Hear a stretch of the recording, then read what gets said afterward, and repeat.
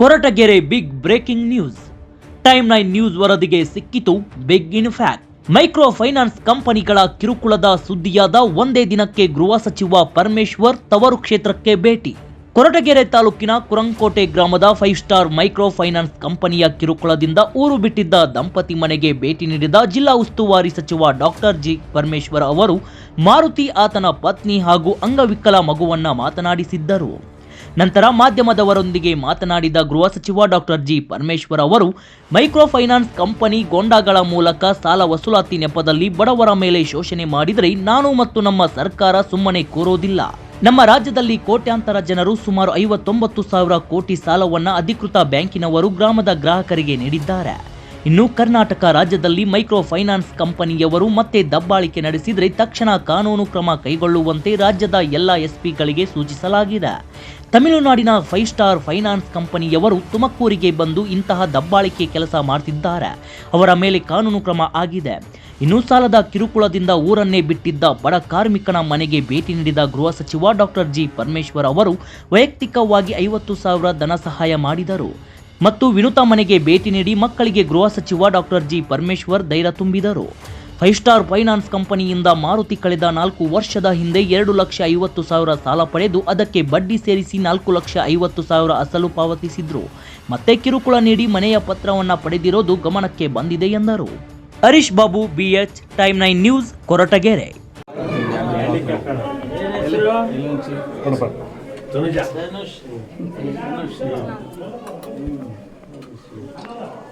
ಅದಕ್ಕೆ ಕಟ್ತೀವಿ ಅಂದ್ರೂ ಇದು ಮಾಡಿದ್ರು.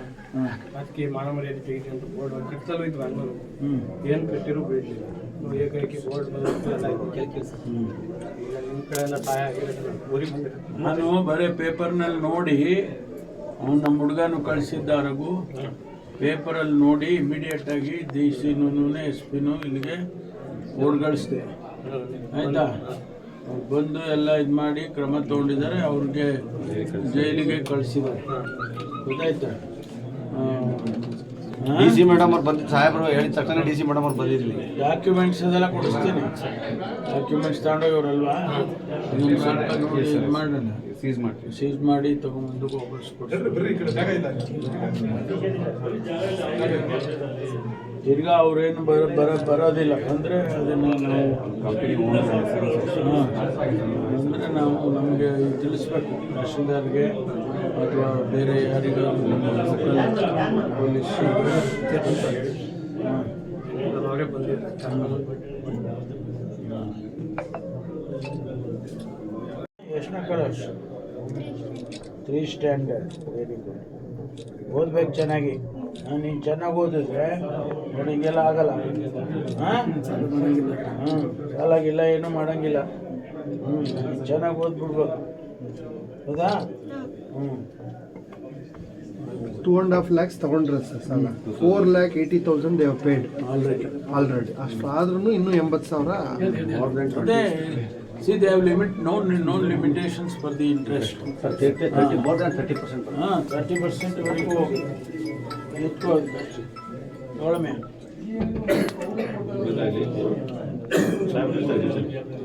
ಏನೂ ತೊಂದರೆ ಆಗಲ್ಲ ನಿಮಗೆ ಮುಂದಕ್ಕೆ. ಅಲ್ಲಿ ಹೋಗ್ತಾ ಇದ್ವಿ. ಎಲ್ಲಿ? ದೊಡ್ಡಬಳ್ಳಾಪುರ. ಏನು ಫ್ಯಾಕ್ಟ್ರಿ? ಅದು ವಾಷಿಂಗ್ ಲ್ಯಾಂಡ್ರಿ ಮ್ಯಾಟ್ರ್. ಓ, ಲ್ಯಾಂಡ್ರಿ.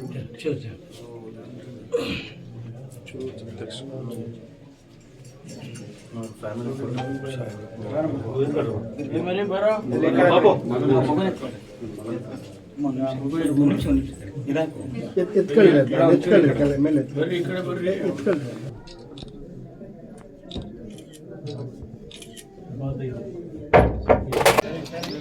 ಮೈಕ್ರೋ ಫೈನಾನ್ಸ್ ಕಂಪನಿಗಳು, ಇನ್ಸ್ಟಿಟ್ಯೂಷನ್ಸ್ ಸಣ್ಣ ಮತ್ತು ಭಾಳ ಬಡವರಿಗೆ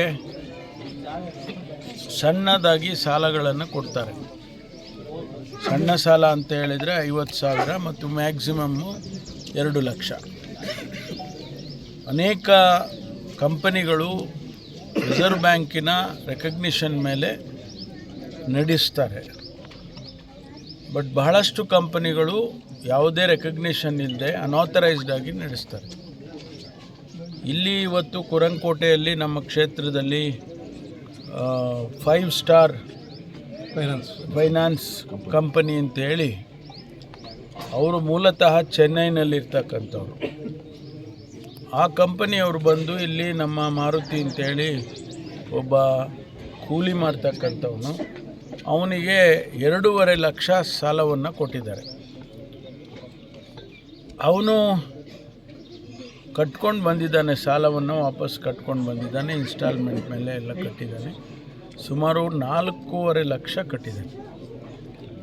ಈ 4.5 ಲಕ್ಷ ಕಟ್ಟಿದಾಗ್ಯೂ ಕೂಡ ಇನ್ನೂ ನೀನು ಕಟ್ಟಬೇಕು, ಇನ್ನೂ 80 ಸಾವಿರ ಕಟ್ಟಬೇಕು ಅಂತೇಳಿ ಅವರು ಒತ್ತಾಯ ಮಾಡಿ ಅವನು ಕಟ್ಟದೇ ಇದ್ದ ಕಾರಣಕ್ಕಾಗಿ ಅವನ ಮನೆಗೆ ಬಂದು ಬೀಗ ಹಾಕಿ ಅವನ ಮನೆ ಮೇಲೆಲ್ಲ ಇದು ಅಡಮಾನ ಆಗಿದೆ ಅಂತ ಹೇಳಿ ಎಲ್ಲ ಬರೆದು ಅವನಿಗೂ ಕೂಡ ಈ ಊರಲ್ಲಿ ಸ್ವಲ್ಪ ಅವಮಾನ ಆಗುವಂಥ ರೀತಿಯಲ್ಲಿ ಮಾಡಿ ಹೋಗಿದ್ದಾರೆ. ಇದನ್ನು ಪತ್ರಿಕೆಯಲ್ಲಿ ಬಂದದ್ದನ್ನು ನೋಡಿ ನಾನು ತಕ್ಷಣ ನಮ್ಮ DC ಅವರಿಗೆ SP ಅವರಿಗೆ ಕಳಿಸ್ಕೊಟ್ಟೆ.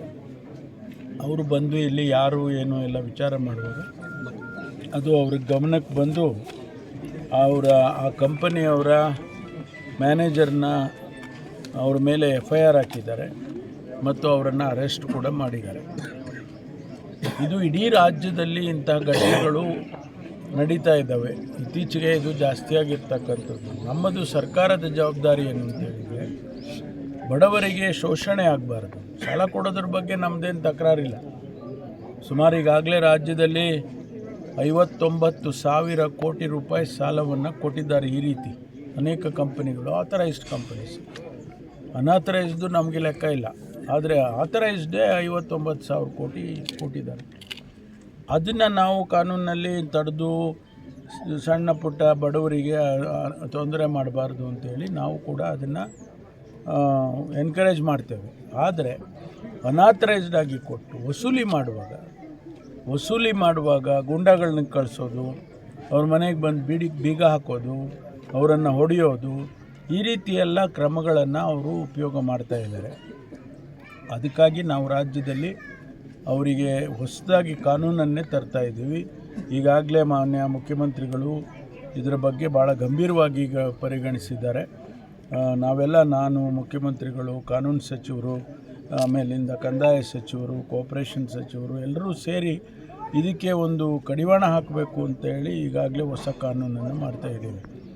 ಅದರಿಂದ ಈ ಸಂದರ್ಭದಲ್ಲಿ ನಾನೇ ಖುದ್ದಾಗಿ ಅವರನ್ನು ನೋಡೋಣ, ಈ ಘಟನೆ ಏನು, ಯಾವ ರೀತಿ ಆಗಿದೆ, ಎಷ್ಟರ ಮಟ್ಟಿಗೆ ಸೀರಿಯಸ್ ಆಗಿ ಇದನ್ನು ತೊಗೊಂಡಿದ್ದಾರೆ ಅವರು ಅನ್ನೋದನ್ನು ಪರಿಶೀಲನೆ ಮಾಡಬೇಕು ಅಂಥೇಳಿ ನನ್ನ ಕ್ಷೇತ್ರನೂ ಕೂಡ ಹೌದು. ಹಾಗಾಗಿ ನಾನು ಬಂದಿದ್ದೇನೆ ಇವತ್ತು. ಅವರಿಗೆ ಧೈರ್ಯ ತುಂಬಿ ಅವರಿಗೆ ಈಗ ಅವರ ಮನೆ ಪತ್ರನೂ ತೊಗೊಂಡೋಗ್ಬಿಟ್ಟಿದ್ದಾರೆ. ಇರ್ತಕ್ಕಂಥ ಇದೊಂದು ಸಣ್ಣ ಮನೆಯಲ್ಲಿ ಅದನ್ನು ಎತ್ಕೊಂಡು ಹೋಗಿದ್ದಾರೆ. ಅದನ್ನು ಕೂಡ ಕೊಡಿಸ್ಕೊಡ್ತೀವಿ ಅಂತ ಹೇಳಿ ಅವ್ರಿಗೆ ಹೇಳಿದ್ದೇವೆ. ಮತ್ತು ಮುಂದೆ ಅವ್ರ ಮೇಲೆ ಏನು ಕ್ರಮ ತಗೋಬೇಕೋ ಅದನ್ನು ಮಾಡ್ತೀವಿ. ಕಾನೂನು ಬಾಹಿರವಾಗಿ ಯಾರು ಸಾಲ ವಸೂಲಿ ಮಾಡ್ತಾರೆ, ಅದು ಒತ್ತಾಯ ಮಾಡಿ ಹೊಡೆಯೋದು, ಬಡಿಯೋದು, ಗುಂಡಾಗಳನ್ನು ಕಳಿಸೋದು, ಇಂಥದ್ದೇನಾದರೂ ಯಾರಿಗೆ ಆದರೆ ತಕ್ಷಣ ಅದನ್ನು ಪೊಲೀಸ್ನವರಿಗೆ ಅಥವಾ ತಹಶೀಲ್ದಾರ್ರವರಿಗೆ ಅವ್ರ ಗಮನಕ್ಕೆ ತರಬೇಕು ಅಂತೇಳಿ ನಾನು ಇಡೀ ಕ್ಷೇತ್ರದ ಜನರಿಗೆ, ಬರೀ ಕ್ಷೇತ್ರದ ಜನನೇ ಅಲ್ಲ ಇಡೀ ರಾಜ್ಯದ ಜನರಿಗೆ ನಾನು ವಿನಂತಿಯನ್ನು ಮಾಡ್ಕೊಳ್ತೀನಿ. ಈಗಾಗಲೇ ನಾವು ಜಿಲ್ಲಾಧಿಕಾರಿಗಳಿಗೆ ತಿಳಿಸಿದ್ದೇವೆ, ನಿಮ್ಮ ಗಮನಕ್ಕೆ ಅಂಥದ್ದು ಯಾವುದೇ ಬಂದರೆ ಇಮಿಡಿಯೇಟಾಗಿ ಕ್ರಮ ತಗೊಳ್ಳಿ ಅಂತೇಳಿ. ಪೊಲೀಸ್ನವ್ರಿಗೂ ಕೂಡ SP ಅವರಿಗೆ ನಾವು ಸೂಚನೆ ಕೊಟ್ಟಿದ್ದೀವಿ, ಇಡೀ ಸ್ಟೇಟಲ್ಲಿ ನೀವು ಕೇಸ್ಗಳನ್ನು ರಿಜಿಸ್ಟರ್ ಮಾಡಿ ಅವ್ರನ್ನ ಅರೆಸ್ಟ್ ಮಾಡಿ ಅವ್ರ ಮೇಲೆ ಕ್ರಮ ತಗೊಳ್ಳಿ ಅಂತೇಳಿ ಇಡೀ ರಾಜ್ಯದಲ್ಲಿ ನಮ್ಮ ಎಲ್ಲ SP ಗಳಿಗೂ ಕೂಡ DC SPಗೆ ತಿಳಿಸಿದ್ದೀವಿ. ಸರ್, ಇದಕ್ಕೆ ಬೇರೆ ಪರಿಹಾರ ಏನಿಲ್ಲ? ಅವರು ಈ ರೀತಿ ಹೋಗಿ ಕೇಳಬೇಕು ಸಾಲನ, 6 ಗಂಟೆ ಮೇಲೆ ಹೋಗಬಾರ್ದು, ಆಮೇಲೆ ಒತ್ತಾಯ ಮಾಡಬಾರ್ದು, ಗುಂಡಾಗಿರಿ ಮಾಡಬಾರ್ದು ಅಂತೆಲ್ಲ ಗೈಡ್ಲೈನ್ ಕೊಟ್ಟಿದ್ದಾರೆ. ಅದನ್ನು ಮೀರಿ ಮಾಡ್ತಾರೆ. ಈಗ ರಿಜಿಸ್ಟರ್ಡು MFI ಅಂತೀವಿ ನಾವು, ಮೈಕ್ರೋ ಫೈನಾನ್ಸ್ ಇನ್ಸ್ಟಿಟ್ಯೂಷನ್ ಅಂತ. ಅವರು ರಿಜಿಸ್ಟರ್ ಇದ್ದರೂ ಕೂಡ ಆ ಗೈಡ್ಲೈನ್ಸ್ ಮಾಡಬೇಕು. ರಿಜಿಸ್ಟರ್ ಮಾಡಿದ್ದೀನಿ ಅಂದ ತಕ್ಷಣವೇ ಅವ್ನು ಹೆಂಗೆ ಬೇಕಾದ್ರೂ ಮಾಡೋಕ್ಕಾಗಲ್ಲ. ಆ ಗೈಡ್ಲೈನ್ಸಿನ ಆಧಾರದ ಮೇಲೆ ಮಾಡಬೇಕು. ಗೈಡ್ಲೈನ್ಸ್ ಮಾಡಲಿಲ್ಲ ಅಂತಂದರೆ ಅದು ತಪ್ಪಾಗುತ್ತೆ, ಅವ್ರ ಮೇಲೆ ಕ್ರಮ ಮಾಡ್ತೀವಿ. ಇದು ಯಾರು ರಿಜಿಸ್ಟರ್ಡ್. ಅನ್ರಿಜಿಸ್ಟರ್ಡ್ ಇದ್ದಾರೆ, ಯಾರು ಲೈಸೆನ್ಸ್ ಇಲ್ಲ ಅವನಿಗೆ ಅವ್ನು ಕೈ ಸಾಲ ಕೊಡೋದು ಅಂತಾರಲ್ಲ ನಮ್ಮಲ್ಲಿ ಹೇಳಿ, ಆ ಥರ ಎಲ್ಲ ಕೊಟ್ಕೊಂಡು ಬರ್ತಾನೆ. ಅವನು ಎಷ್ಟಾಗ್ತಾನೆ ಇದು ಬಡ್ಡಿ ಅಂದರೆ 35% ಆಗ್ತಾನೆ. ಅವ್ರು ಯಾರು ಹೇಳೋರಿಲ್ಲ ಕೇಳೋರಿಲ್ಲ, ಹಂಗಾಗ್ಬಿಟ್ಟಿದೆ. ಅದಕ್ಕೋಸ್ಕರ ಈಗ ಅದಕ್ಕೆ ಕಡಿವಾಣ ಹಾಕಬೇಕು ಅಂತಲೇ ಕಾನೂನು ತರ್ತಾರೆ. ಮತ್ತು ಹನುಮಂತಪುರ ಘಟ್ಟೆ ಸರ್, ಹನುಮಂತಪುರ ಘಟ್ಟೆ 8 ಇದರಲ್ಲಿ ಲೋನ್ ತೊಗೊಂಡಿದ್ರು ಸರ್ ಅವರು. ಅವ್ರು ತಪ್ಪು ಮಾಡ್ತಾರೆ. ನಾವು ಅವರೆಲ್ಲ ಸರಿ ಅಂತ ಹೇಳೋದಿಲ್ಲ. ಕೆಲವರು 4 ಕಡೆ ತೊಗೊಂಡಿದ್ದಾರೆ, ಕೆಲವರು 5 ಕಡೆ ತೊಗೊಂಡಿದ್ದಾರೆ. ಒಬ್ಬೊಬ್ರಿಗೂ ಅವರ ತೊಗೊಂಡು ಅವರು ತಪ್ಪು ಮಾಡ್ತಾರೆ. ರಿಪೇಮೆಂಟ್ ಮಾಡೋಕ್ಕೆ ಶಕ್ತಿ ಇರೋದಿಲ್ಲ, ತೊಗೊಂಡ್ಬಿಡ್ತಾರೆ. ಸಾಲ ಕೊಡ್ತಾರೆ ಅಂತ ತೊಗೊಂಡ್ಬಿಡ್ತಾರೆ. ತೊಗೊಂಡಾದ್ಮೇಲೆ ರಿಪೇಮೆಂಟ್ ಮಾಡೋದಿಲ್ಲ ಅಂದಾಗ ಇಂಥದ್ದೆಲ್ಲ ಘಟನೆಗಳು ನಡೀತವೆ. ಅಂಥದ್ದು ಕೂಡ ರೆಗ್ಯುಲೇಟ್ ಮಾಡ್ತೀವಿ ನಾವು. ಒಬ್ಬರಿಗೆ ಒಂದು ಸರಿ ಸಾಲ ಕೊಟ್ಟ ಮೇಲೆ ಕೊಡಬಾರ್ದು ಅನ್ನೋ ಕಾನೂನಿನಲ್ಲಿ ಕೂಡ ತರ್ತಿದೆ.